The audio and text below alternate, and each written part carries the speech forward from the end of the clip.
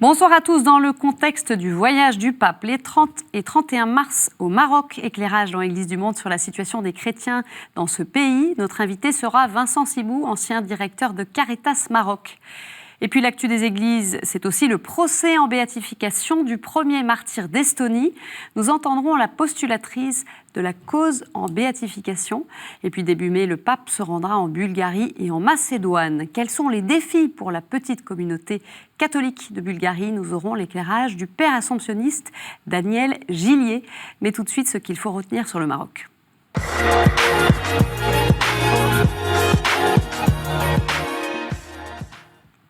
Le Maroc est situé en Afrique du Nord, bordé au nord-ouest par l'océan Atlantique, au nord par le détroit de Gibraltar et la Méditerranée, à l'est et au sud par l'Algérie et au sud-ouest par la Mauritanie. Sa population est d'environ 35 millions d'habitants, à majorité urbaine. Sous protectorat français à partir de 1912, le Maroc est devenu indépendant en 1956. Sur le plan religieux, l'islam, religion d'État, représente plus de 99% de la population. La petite communauté chrétienne est composée d'étrangers. Il y aurait 30 000 chrétiens, dont 20 000 catholiques et 10 000 protestants. La communauté catholique, en constant renouvellement, est composée d'une trentaine de prêtres et de religieux prêtres, d'une centaine de religieuses, d'anciens du Maroc, de coopérants venus de nombreux pays d'Europe et du monde, et aussi de nombreux étudiants venus d'Afrique subsaharienne, ainsi que des personnes migrantes en quête d'un avenir meilleur. Il existe 2 diocèses, Rabat et Tanger. L'Église est présente à travers l'éducation et ses écoles, et au niveau social également, avec Caritas qui accompagne notamment les migrants. Il serait aujourd'hui environ 80 000 sur le sol marocain.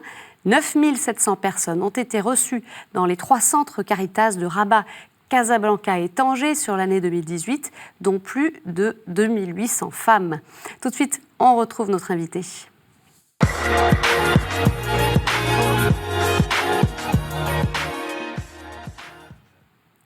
Vincent Sibou, bonsoir.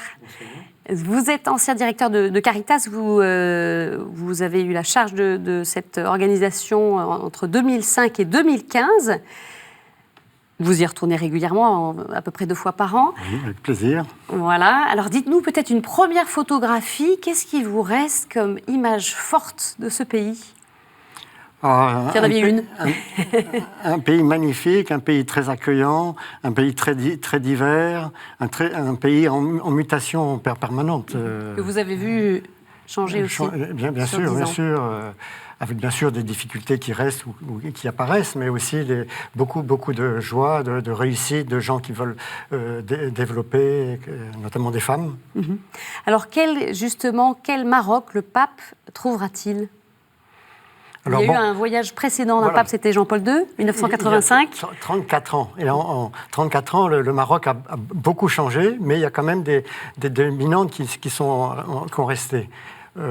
C'est le roi Mohamed VI qui va accueillir le pape François à l'aéroport. Et Mohamed VI fêtera ses 20 ans de règne en juillet prochain.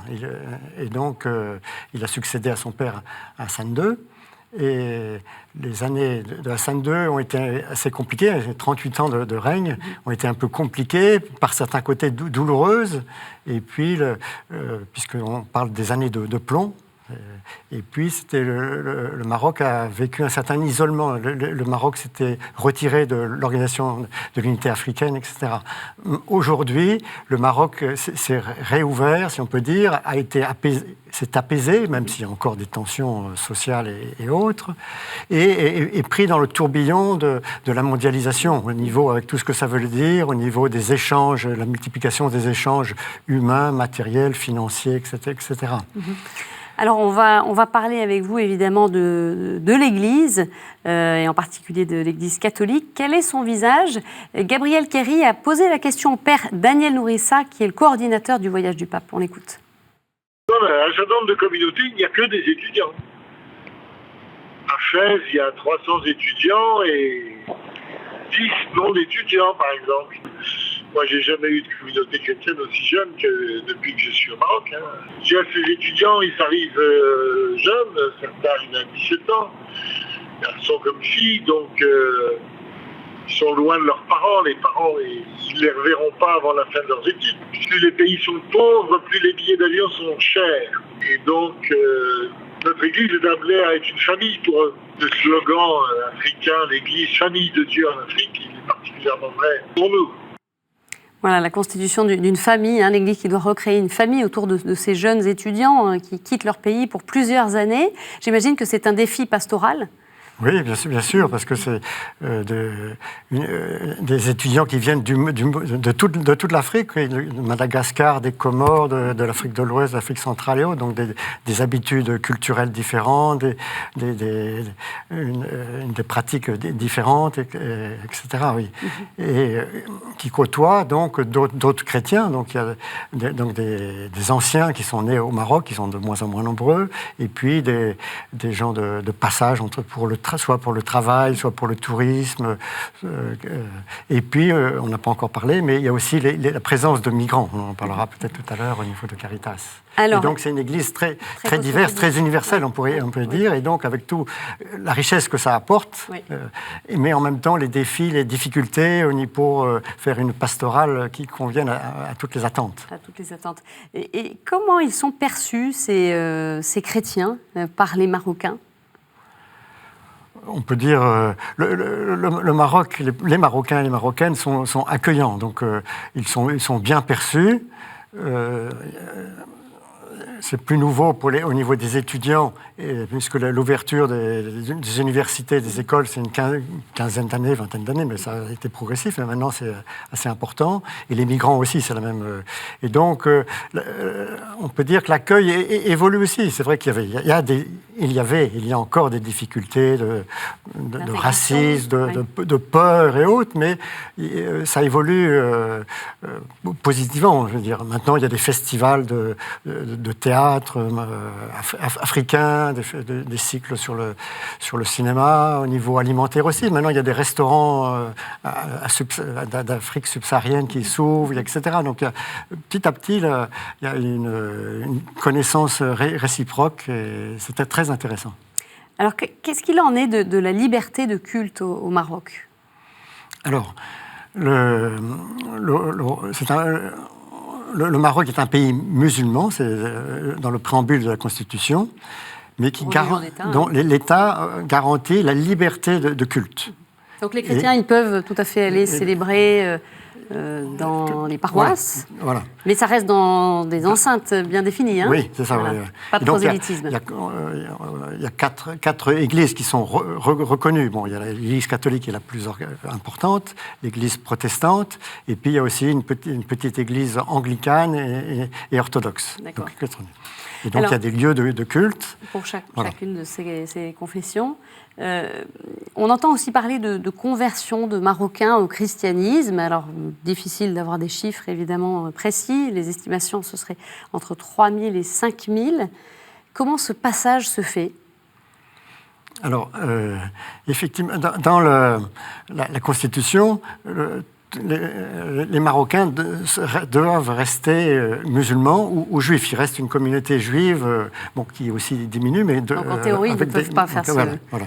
Pas de liberté de conscience, donc pas de changement possible de religion. Quand il y a eu le débat de la nouvelle Constitution en 2011, après l'effervescence du printemps arabo-berbère, ça a été débattu dans la commission qui a contribué à écrire la Constitution.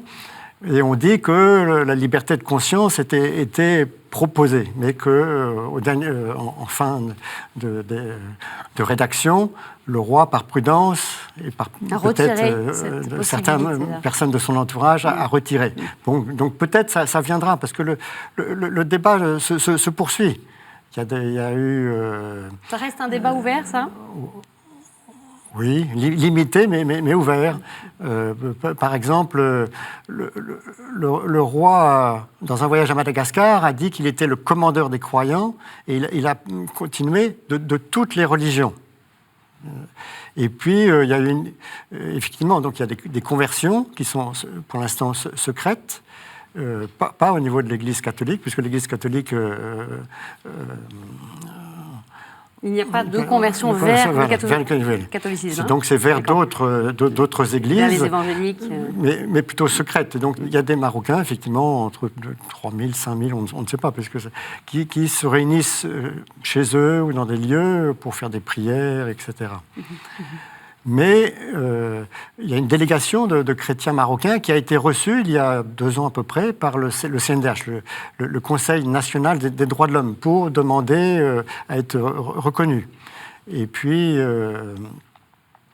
récemment, il y a eu une personne qui avait prêté un livre religieux chrétien à un musulman, avait été arrêté et passé au tribunal à Taza. Et Taza, tout récemment, a dit que ce n'était pas un délit, que c'était autorisé du moment qu'il n'y avait pas eu prosélytisme. C'était un échange. Voilà. Donc il y a des petites touches qui laissent penser que ça pourra évoluer. D'accord. Donc vous voyez plutôt une ouverture lente mais réelle à ce niveau-là. Est-ce que vous pourriez dire qu'il y a des changements avec ce roi, le fils d'Hassan II, Mohamed VI, semblerait plus ouvert sur ces dimensions ? Oui. Est-ce que les chrétiens sont dans un contexte qui est favorable pour eux ? Est-ce qu'ils peuvent vivre dans des conditions correctes ? Est-ce qu'ils sont bien accueillis dans le pays? Vous avez le sentiment que c'est leur cas? Comme on a décrit les différentes communautés de chrétiens, il y en a qui n'ont pas de problème, ceux qui viennent pour faire du travail ou dans les ambassades ou du commerce. Il y a des gens qui vivent dans des belles villas, qui ont tous les moyens. Et d'autres, pour les étudiants, c'est plus modeste. La majorité a des bourses, mais vivent dans des cités universitaires et autres. Et après, les migrants, c'est encore plus difficile. Mais, comme on a dit, les églises sont accessibles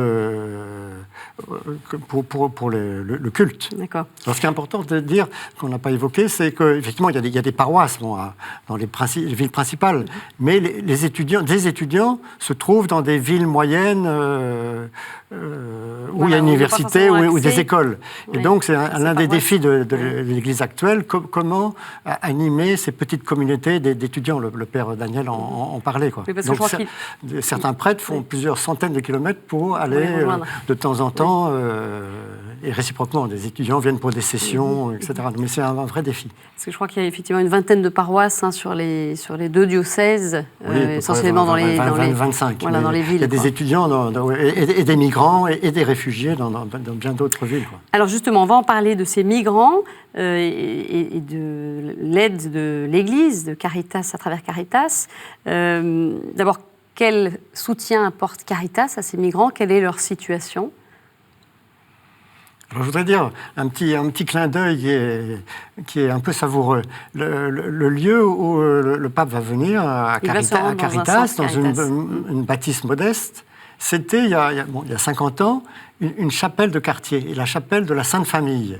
Et c'est intéressant que la Sainte Famille, dont on sait qu'elle est obligée de partir en exil en Égypte et autres, et après est revenue à Bethléem pour travailler. Et donc les bureaux de Caritas principaux sont dans cette ex-chapelle de la Sainte Famille. Et effectivement, Caritas, qui est modeste, c'est pas une grande ONG, c'est un service de l'Église au Maroc, avec ses moyens humains et financiers, se considère comme une famille elle-même à l'interne et une famille d'accueil. Quand on a fêté il y a quelque temps les 10 ans du centre d'accueil des migrants de Rabat, dans les témoignages, le mot famille revenait très, très souvent. Ah, vous nous avez accueillis comme une famille, vous êtes comme une famille, etc. C'est vraiment très, très extrêmement important, une dimension forte de fraternité. Alors dites-nous justement, cette fraternité, elle se manifeste comment auprès des migrants? Qu'est-ce que Caritas fait concrètement? Alors, donc les migrants viennent soit par la majorité par la route, passant par l'Algérie, ou un petit peu moins par la Mauritanie. Certains qui ont plus de moyens viennent en avion, ils peuvent venir. Bon. Mais Caritas a des centres d'écoute. Donc, parce que le premier besoin, c'est d'être écouté après avoir vécu souvent des mois, voire des années à travers le désert ou dans certaines villes d'Algérie ou d'ailleurs pour gagner de l'argent, pour poursuivre le voyage. Donc il y a eu beaucoup d'événements souvent douloureux qui se sont passés. Des viols parfois, des vols, des agressions et autres. Donc les migrants ont besoin d'écoute. Et après, il y a des conseils qui peuvent être leur donnés pour les orienter vers les droits à la santé, les droits à l'école, les droits au logement, etc. Donc c'est plus un accompagnement. Et par ailleurs, Caritas, en concertation avec d'autres associations ou ONG, dans un collectif, essaye de faire du plaidoyer vis-à-vis des autorités et de l'opinion publique pour que les droits augmentent. Et là aussi, c'est un domaine pour lequel le roi Mohamed VI, dont on parlait, a fait évoluer les choses. Fin 2013, il a demandé qu'il y ait une nouvelle politique d'accueil des migrants qui, avant, était quand même assez pourchassée, assez malmenée. C'est moins le cas aujourd'hui. En 2014, il y a eu une nouvelle politique et il y a eu 2 campagnes de régularisation des papiers. Donc, il y a des migrants qui étaient en situation irrégulière parce qu'ils avaient passé la frontière sans papier ou ils étaient venus légalement, mais après avaient dépassé les termes des 3 mois. Et donc, avec des critères bien définis, il y a eu 25 000 migrants qui ont reçu une autorisation de séjour. Et après, il y a eu une deuxième campagne et à nouveau 25 000. Donc, il y a à peu près 50 000 migrants qui ont un droit de séjour. Après, bon, ça ne résout pas tous les problèmes. Il faut qu'ils trouvent du travail, il faut qu'ils puissent se loger, etc. On va parler à présent du visage de l'islam au Maroc. Il a quel visage aujourd'hui ? Quelle sensibilité ? C'est un islam modéré ? Alors, oui. Donc c'est un islam sunnite de rite malikite. Le roi est de la dynastie alaouite, ça veut dire qu'il descend de la famille du prophète. Et donc effectivement, c'est un islam modéré, même si le terme ne veut pas dire grand-chose, mais qui est aussi adapté à la marocaine, si je peux dire. Il y a des cultes des saints, alors que dans d'autres pays, il n'y a pas du tout ça, dans des marabouts et autres. Il y a des moussèmes, des fêtes d'origine religieuse qui sont très nombreuses et suivies, ce qui n'existe pas dans d'autres pays. Donc c'est un islam tolérant. Même s'il y a eu aussi sporadiquement des attentats. Hein. Même si, aux attentats de 2003. Comme dans le monde entier, malheureusement, il y a l'islamisme radical et le djihadisme qui est présent. Et aucun Marocain pourra oublier les attentats qui ont eu lieu, les 5 attentats simultanés en mai de 2003, qui ont tué 45 personnes à Casablanca. Et depuis, il y a eu aussi quelques autres événements malheureux. Mais grâce à un bon service de sécurité et autres, il y a une bonne surveillance et la situation est relativement calme. Mais malheureusement, on sait que peut-être 1500, 1600 jeunes Marocains sont partis en Syrie et en Irak. Donc, c'est le problème qui se posera en France pour leur retour et l'encadrement, etc. On en est où côté dialogue interreligieux ? Qu'est-ce que ça donne ? Alors, il y a d'abord un dialogue interreligieux entre chrétiens. Donc, il y a une très bonne... Écuménique, oui. Il y a un institut écuménique qui est ouvert en 2012. Voilà, qui est pour un institut de théologie où il y a des formations de 4 ans, reconnues à la fois par la faculté catholique de Paris et la faculté de Strasbourg, ou une formation formation théologique pour des cadres soit des églises protestantes, soit de l'église catholique. Et puis, il y a des modules aussi sur la culture, des cours d'arabe et autres. C'est un institut important qui a été inauguré avec les vœux des ministères, à la fois des affaires étrangères et des ministères des Habous et des affaires islamiques. Alors, ce sera une dimension qui rayonne. Voilà. C'est une dimension de ce voyage d'ailleurs du pape, cette dimension interreligieuse. Que pensez-vous que le pape peut apporter au Maroc ? Alors son voyage, le thème, c'est le pape François, serviteur d'espérance. Donc il peut contribuer à semer de l'espérance, comme le fait l'Église au quotidien, un chemin de fraternité avec au sein même de l'Église, mais aussi autour de soi. Il vient voir aussi les chrétiens, évidemment. Oui. Apporter la confiance dans l'autre et mériter la confiance. On a tous à s'enrichir mutuellement. Et je pense qu'il y aura beaucoup d'allusions au texte qui a été publié et signé à Abu Dhabi entre le pape et le grand imam de la mosquée d'Al-Azhar, qui est un appel à la fraternité humaine, qui dit bien qu'on a on doit s'enrichir mutuellement, il n'y a pas de... Voilà. Merci beaucoup Vincent Sibou pour cet éclairage et bien sûr les grands temps forts du voyage du pape François 30 et 31 mars seront à voir, à suivre en direct sur notre antenne.